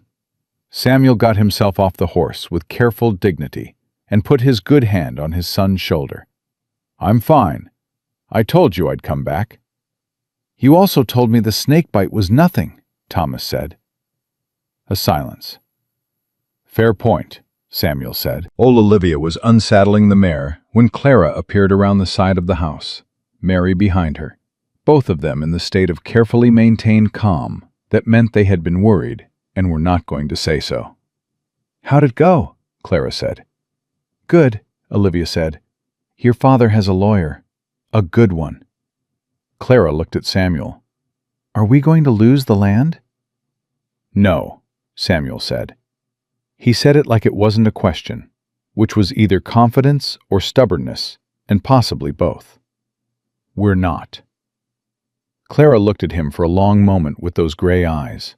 Then she said, Okay, and went back inside, which was the most trust she had yet expressed in a single word. This story It was was 3 posted days on the later channel that everything West of shifted. Betrayal. Please do Samuel not was up repost and it moving in any again, form. carefully, with the arm still wrapped, and Olivia watching him the way a hawk watches something it's not ready to lose. When Sheriff Hale rode into the yard. Not at a trot this time. At a walk, with an expression that said this was not a casual visit. Olivia was on the porch. She saw his face and felt her stomach tighten. "Dawson home?" Hale said. "He's inside." She didn't move from the top step. "What is it?" Hale looked at her. "McAllister," he said. "The old trapper up at Bitter Creek." She went very still. "What about him?" "He died 2 nights ago." Hale's voice was carefully flat. "Natural causes, far as anyone can tell. He was old. It happens." He paused, and the pause said everything. "Found him by a neighbor who went to check on him." Olivia stood on the porch and felt the word natural sit in her mouth like something she didn't believe. "Samuel needs to hear this," she said. "I know. That's why I'm here." She went inside and got him, and she watched his face when Hale said the words, and she watched the color go out of it, and then come back as something harder. He stood very still. He asked 2 questions. When and who found him? And then he thanked Hale and waited until the sheriff was off the property to sit down at the kitchen table and put his good hand flat on the wood. Thomas and Mary were outside. Clara was in the back with the baby. It was just the 2 of them. "He was our witness," Samuel said. His voice was very quiet. "I know." "Without him." "I know." Calloway said, "Samuel?" She sat down across from him. "Look at me." He looked at her. "McAllister is gone," she said. "That's a fact, and I'm not going to pretend it isn't a serious problem." She kept her voice steady. "But it is not the end. Calloway said he needs historical testimony, someone who is there. McAllister was one person. Are there others?" Samuel stared at the table, working through it. "My father's foreman," he said slowly. "Jeb Carver. He was there when the stakes went in. But he moved to Colorado 6 years ago. Pueblo, I think." "Can you get a letter to him in 2 weeks?" "Maybe, if the mail moves right." "Write it today." She looked at him. "What else? Written records, letters, anything your father kept?" Samuel was quiet for a long moment. Then he got up, which she hadn't expected, and went to the bedroom, and she heard him in there moving something heavy, something dragged across floorboards. She waited. He came back carrying a small wooden box. Old. The kind of box that gets moved carefully and not often. He set it on the table between them. "My father's papers," he said. "I haven't opened this since he died." He looked at the box. 11 years. She looked at him. "Do you want me to?" "No." He sat down. "I'll do it." He opened it. She watched his face as he went through the papers. Not the papers themselves, which were his to look at first, but his face, This story which was told her posted on the everything she channel needed West to know of about what Betrayal. 11 years Please of do a not closed repost box it in any form. looks like when it opens. He was very controlled. The kind of controlled that means the feeling is present and accounted for, and simply not being allowed to speak yet. He found it 20 minutes in. She knew by the way his hand stopped moving. "What is it?" she said. He looked up. "A letter," he said, "from the county land office, dated March 1858. He turned it toward her.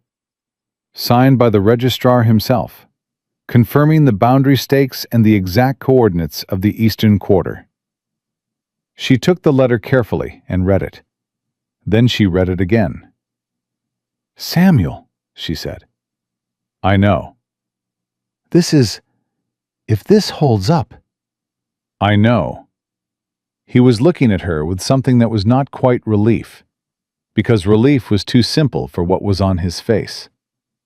It was the look of a man who has been holding a weight for so long that the sudden possibility of putting it down is almost incomprehensible. It's dated before Greer's family even came to this county. She set the letter down between them. "We need to get this to Calloway today," she said. "I'll ride." "I'll ride," she said. "You write the letter to Carver." She stood up. "Samuel, listen to me." She waited until he was looking at her fully. "This changes things. This could win it." He looked at her. Then he looked at the letter. Then he said, very quietly, "My father kept everything." He put his hand flat on the box lid, gently, like a man touching something he thought was gone. He always said, "When in doubt, write it down." I thought he meant for himself. I think now, maybe he meant for me. She looked at him and did not say anything for a moment, because there was nothing to add to that. "I'll be back before dark," she said. She was at the door when he said her name. Not Miss Bennet, not even Olivia, just Olivia. Like it was the most natural thing in the world, which, perhaps, by now, it was. She turned. He was still at the table with the box open and his father's letter between his hands, and he looked at her. Just looked, with those steady, fever-cleared eyes that saw everything they decided to see. And he said, "Thank you. For all of it. For just all of it." She held his gaze. She did not tell him it was nothing, because it wasn't. She did not tell him she would do it again, because they both already knew it. She said, "Take care of your kids while I'm gone." And she meant it the way she meant everything, completely, and without excess. She rode to Harlow Creek with the letter tucked safe inside her jacket, against her heart where the wind couldn't reach it, and she did not let herself think about what it meant that she rode fast, not only because the letter was important, but because she wanted to get back. Calloway read the document and went very still. Then he looked up at her with an expression that was the professional equivalent of relief and said, "Where did this come from?" "His father kept it," she said, "in a box he hadn't opened in 11 years. Calloway sat back. 11 years, he said softly. "His father died," she said. "People don't always open the things that hurt." Calloway looked at her over his glasses. "Miss Bennet," he said, "I have been a lawyer in this county for 22 years, and I have to tell you, this letter, combined with a strong witness and the original deed, is enough." He paused. "It's enough to win." She rode back faster than she'd ridden out. The sun was lowering by the time she came up the lane, and the first thing she saw was Samuel on the porch. Not inside, not in the bed where he was supposed to be, but on the porch, sitting in the chair with Hope in his arms. The baby was awake and looking up at him with the unfocused, trusting attention of very young children, and he was looking back at her with an expression so unguarded that Olivia pulled the horse to a slower approach so she wouldn't interrupt it too fast. She had never seen his face look like that. Undefended. Present. Like a man who had finally stopped bracing for the next blow, long enough to feel the weight of the thing he was holding. He heard her approach and looked up. The expression changed. Not away, just rearranged. He didn't put up a wall. He just let himself be seen for a moment, and they both knew it. "Calloway says the letter's enough," she said from the yard.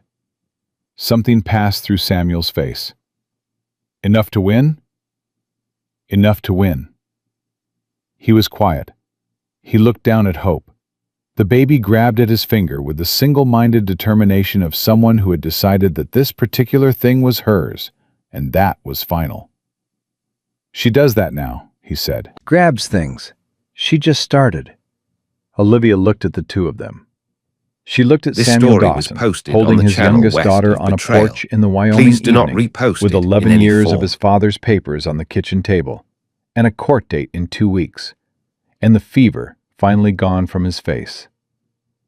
She thought about a road she'd taken because her feet were tired. She thought about a loaf of bread wrapped in cloth. She thought about a girl who had taken her hand in a kitchen and said, "That's almost the same." "She's going to be just fine," Olivia said. She wasn't entirely sure she was talking about the baby. Samuel looked up at her. He studied her face for a moment in the low light, the way he'd been doing more often, like a man learning something he'd decided mattered. "So are we," he said quietly. "I think." She held his gaze. "Yeah," she said. "I think so too." The letter from Jeb Carver arrived 11 days later. Olivia was in the yard with Mary when she heard the mail rider's horse on the lane, and she was already walking toward the gate before the man had pulled to a stop. She had been watching for it every day.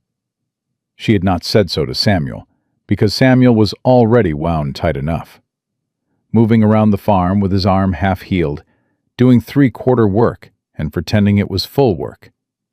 Carrying the weight of the court date the way a man carries something too heavy to put down in case he can't pick it back up again. The rider handed her the envelope, and she looked at the return address and felt her chest unlock one notch. She went inside. Samuel was at the table with Calloway's notes spread in front of him, going over them for what she estimated was the 9th time. He looked up when she came in. She held up the envelope without a word. He was on his feet before she'd finished the motion. He read it standing. She watched his face, the tension in his jaw, the way his eyes moved fast across the lines, the precise moment his shoulders changed. "He remembers," Samuel said. "He was there when my father drove the Eastern Stakes. He wrote down the coordinates in his own journal." He looked up. "He still has the journal, Olivia." "Can he come?" "He's 63 years old with a bad hip." Samuel looked at the letter again. "But he says if I send a wagon, he'll come." "Then send a wagon." He was already reaching for paper. She left him to write and went back outside, and she stood in the yard with the afternoon sun on her face and let herself feel, just for a moment, the particular relief of a thing going right. She didn't let herself feel it long. The court date was 4 days away, and relief was a luxury for after. Clara appeared at her elbow. The girl had a way of materializing without sound, like a cat. "Was it good news?" Clara said. "Very good." Clara exhaled, just once. "I knew it would be." She said it with the certainty of someone who had decided what she believed and was sticking to it, regardless of evidence to the contrary, which was either faith or stubbornness, and was probably both.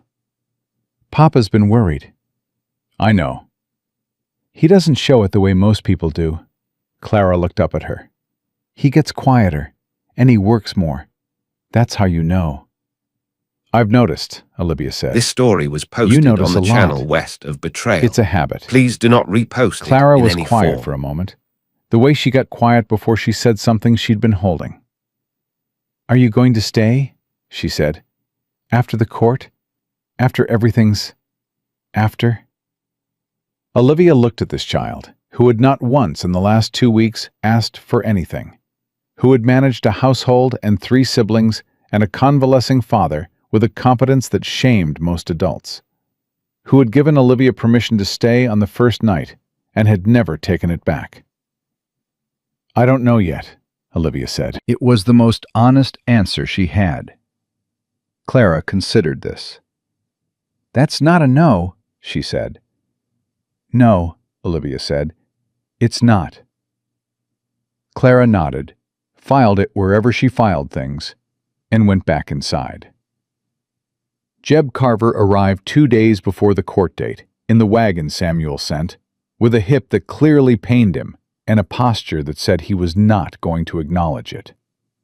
He was a lean, sun-weathered man with the particular stillness of someone who had spent most of his life outdoors and had learned to conserve movement. He shook Samuel's hand and looked at the farm and said, "Your father would be proud of this place." Then he sat at the kitchen table and opened his journal, which was 40 years old and held together with a piece of twine, and showed them the entry, date, coordinates, the names of the 4 men who'd been present when Thomas Dawson drove his first stake into Wyoming soil. Samuel read the entry and put the journal down on the table and pressed his hand flat on top of it and didn't speak for a long moment. Carver looked at him. "He was a good man, your father," he said. "Whatever happens in that courtroom, Thomas Dawson made something real here. That doesn't go away." "I know," Samuel said. His voice came out rough. "I know." Olivia was at the stove. She kept her back to both of them and gave the moment the privacy it deserved. The morning of the court date came in gray and warm, the kind of morning that couldn't decide what it wanted to be. Olivia was up before anyone, which was her habit now, and she had coffee made and biscuits in the pan by the time the house started waking up. She heard Samuel's boots on the floorboards. She knew his step by now, knew its rhythm, knew when it was purposeful and when it was troubled. And she poured a cup without being asked and set it on the table. He sat down and picked it up and looked at her. "You should come," he said, "to the courtroom." She looked at him. "Samuel, I want you there." He said it plainly, without apology or elaboration. "That's all." She looked at her own cup. "I'll be there," she said. Calloway had prepared them for the courtroom, but preparation and reality were different things, and the reality was this. The judge from Laramie was a careful, unreadable man of perhaps 60, who gave nothing away in his expression. And Greer's lawyer was exactly as good as Calloway had warned, smooth, systematic, and practiced at making simple facts sound uncertain. Greer himself sat at the other table. Olivia had not seen him before this moment. He was perhaps 55, heavy-set, with the settled confidence of a man who had won enough times to stop expecting otherwise. He looked at Samuel once when they entered the courtroom, and the look was not hostile. It was almost worse than hostile. It was dismissive, the look of a man who considered the outcome already decided. Olivia sat behind Samuel, and she looked at the back of his head, and she saw the moment he registered Greer's expression, because his shoulders went very still. She had come to understand that Samuel Dawson's stillness was not peace. It was the held breath before a decision. She reached forward and put her hand briefly on his shoulder, just once, just for a second. He didn't turn around, but the stillness shifted. Calloway was precise and methodical. He presented the 1858 letter first, the original county registrar's document, with its clear coordinates and its date that predated any of Greer's claims by 17 years. Greer's lawyer objected twice and was overruled both times. The judge read the document with an expression that revealed nothing and set it aside and said, "Continue." Then Calloway called Jeb Carver. The old man made his way to the front with his bad hip and his 40-year-old journal, and he sat down and he told the truth. He told it plainly, without flourish, in the voice of a man who had nothing to gain from being there, and had come anyway, because the facts were what they were, and Thomas Dawson's son deserved to have someone say so. He read from the journal. He named the coordinates. He named the men who'd been there. Greer's lawyer went after him hard on cross-examination. Carver's age, his memory, the reliability of a 63-year-old journal. Carver sat through it with the patience of a man who had weathered worse than a lawyer in a suit, and answered every question with the same flat, unbothered accuracy. The lawyer paused, changed tack, and said, with a particular kind of smile, "Mr. Carver, isn't it true that you haven't set foot on the Dawson property in over 6 years?" "That's true," Carver said. "And in that time, you've had no direct knowledge of the land's condition or its boundaries." "I've had no need to," Carver said. "I know where I stood when I watched Thomas Dawson drive those stakes. I know what my journal says. Neither of those things has changed in 40 years." He looked at the lawyer steadily. "Has your client found a way to change arithmetic?" A murmur went through the courtroom. The judge called for quiet. Greer's lawyer sat down. Olivia exhaled a breath she'd been holding so long her ribs ached. The judge deliberated for 40 minutes. Olivia counted them. She sat in the hard wooden chair and watched the clock on the wall and felt the particular suspended weight of waiting for a thing that you have done everything in your power to effect and which is now entirely outside your hands.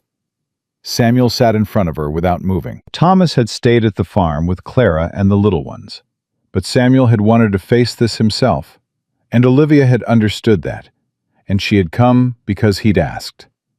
And she sat 12 inches behind him and said nothing because there was nothing to say. Carver sat beside her with his journal on his knee and his hands folded on top of it. The judge came back. He sat down. He looked at the papers in front of him for a moment that stretched long enough to be unkind. Then he looked up. "In the matter of the boundary claim on the Dawson Eastern Quarter," he said, "the historical record is clear, consistent, and properly documented.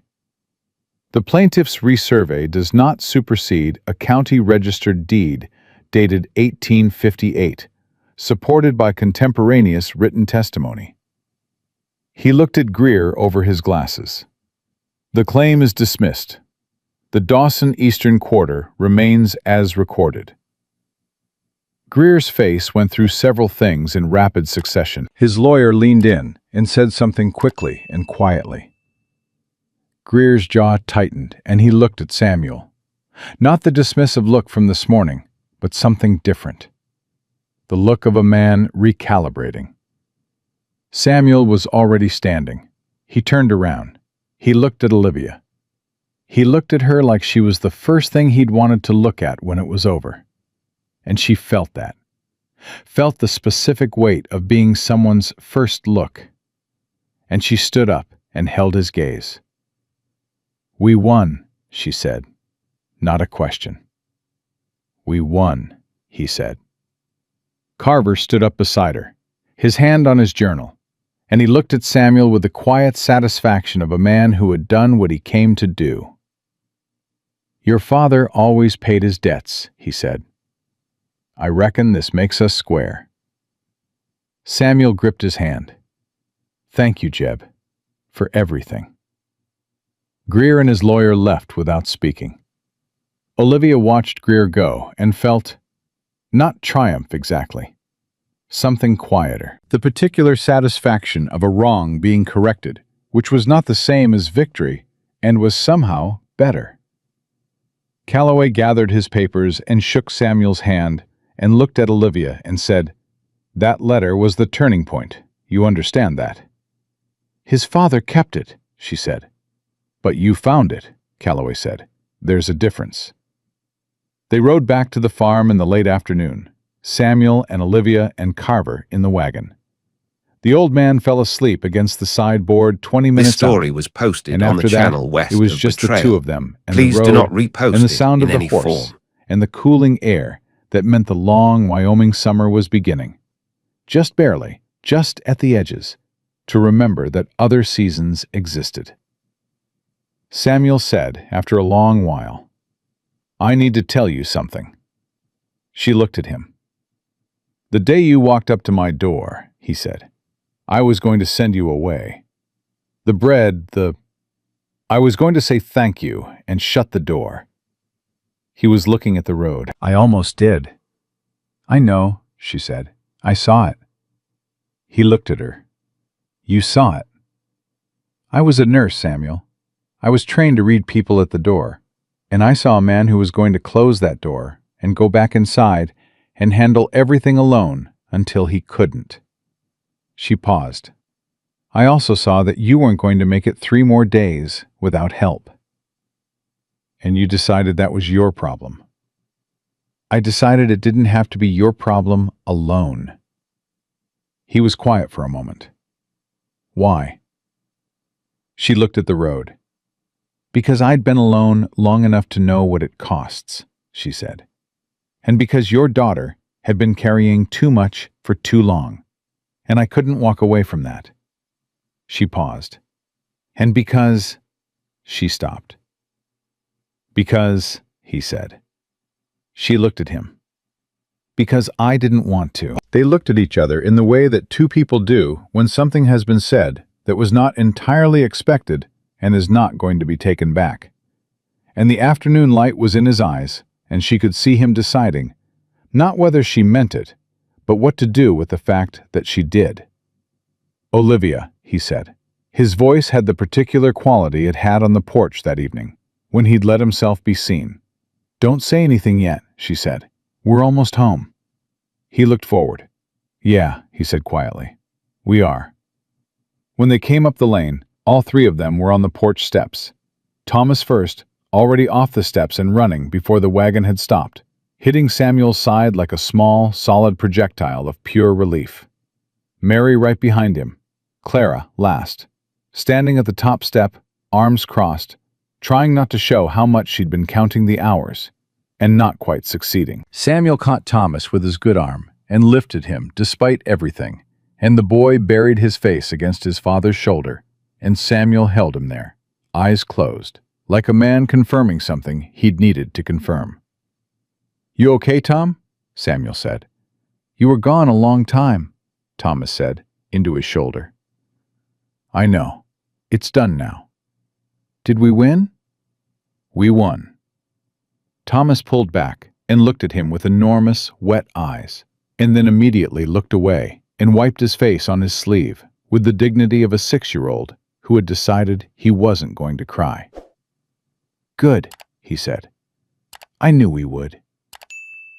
Mary had taken Olivia's hand the moment she was off the wagon.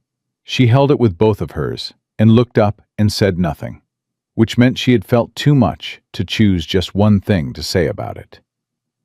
Clara came down the steps. She stopped in front of her father and looked at him, checking, the way she always checked, cataloging his face for information.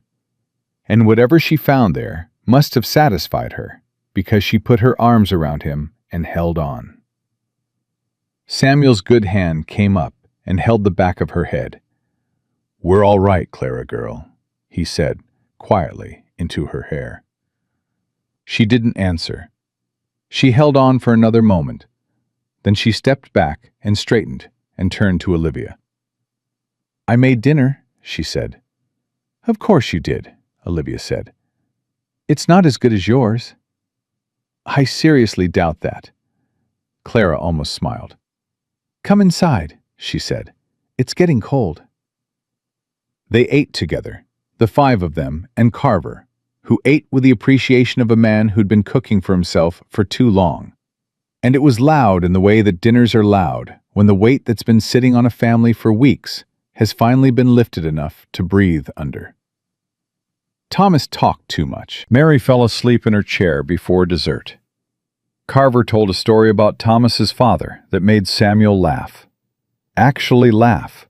Not the controlled, brief thing Olivia had seen before, but a real laugh that changed his whole face. She looked at him laughing and felt something settle in her so completely and so finally that she stopped trying to examine it.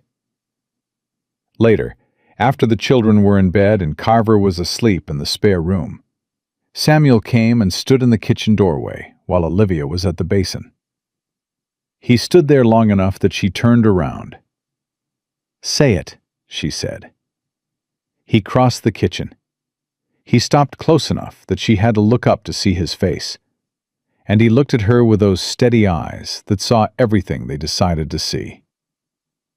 I don't want you to leave, he said. That's the truth. I know you came through by accident, and I know you didn't plan for any of this. And I know Boston is Samuel. I know Boston is Samuel. She put her hand on his chest, and he stopped.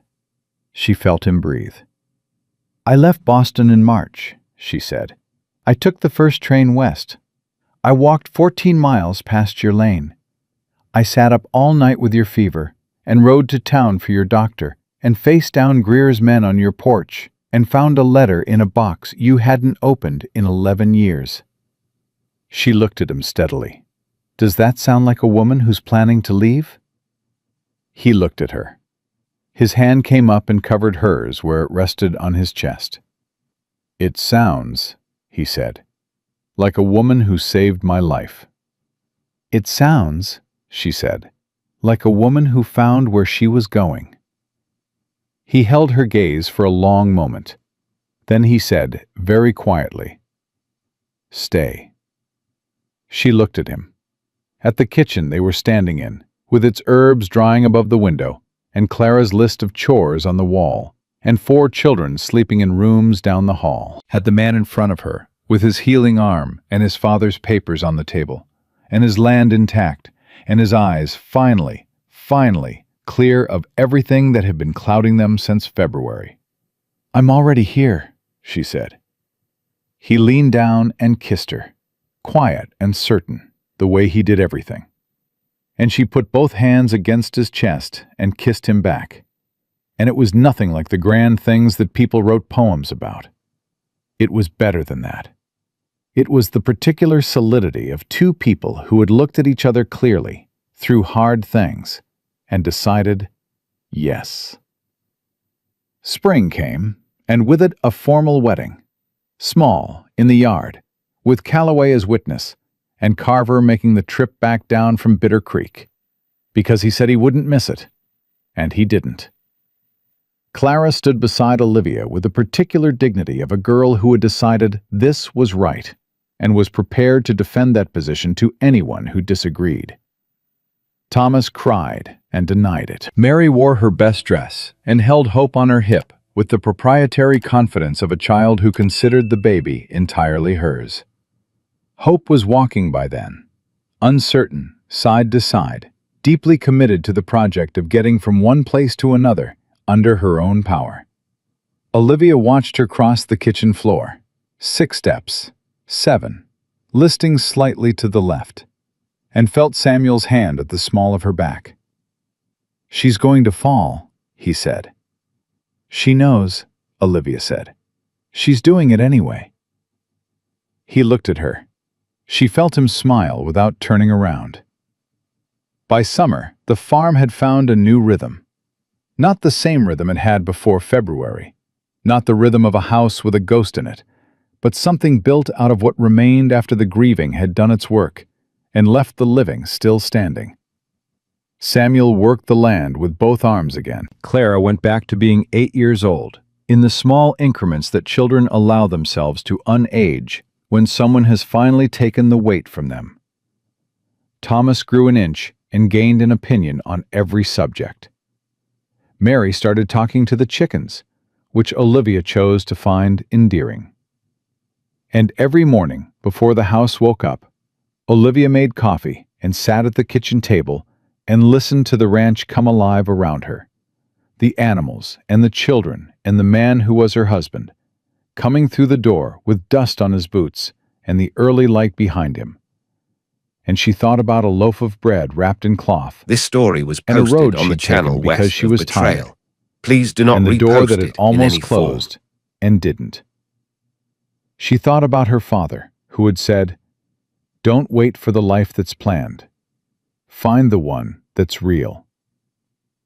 She hadn't understood it then. She understood it now. In every room of this house, in every child's voice calling her name, in the weight of Samuel's hand in hers in the dark. On the evening of their first anniversary, Samuel found her sitting on the porch in the last of the light with Hope asleep in her arms. He sat down beside her without a word and looked out at the land. The eastern quarter intact, the grass long and gold in the late sun, every acre of it exactly where Thomas Dawson had put the stakes 40 years ago and where it would stay. "I've been thinking," he said. "That can be dangerous," she said. He almost smiled. "About the bread." She looked at him. "I never asked you," he said. "Mrs. Miller's bread. Was it good?" She thought about it. The loaf she'd carried 14 miles, given to a dying man at a door, forgotten on a kitchen table somewhere in the middle of everything that came after. "I never actually tasted it," she said. He looked at her. Then he laughed. That real laugh, the one that changed his face. And she laughed too, and hope stirred in her arms without waking, and the last light sat long and gold on the land that was theirs. This was not the life Olivia Bennet had planned in Boston. It was not the life she'd walked away from in the rain. It was not the life she'd been looking for when she took the first train west with nothing but a bag and a direction. It was the life that had found her, on a road she hadn't meant to take, at a door that had almost closed, with a loaf of bread in her arms and 4 children who needed someone to stay. She had stayed, and every morning she woke up in a house full of noise and life and the smell of coffee and the sound of her name being called from somewhere down the hall. She understood, with the complete, unhesitating certainty of a woman who had finally stopped running and started arriving, that she would stay for every morning that came after this one, for the rest of her life, without a single regret. Some things don't find you by accident. They find you exactly when they're supposed to.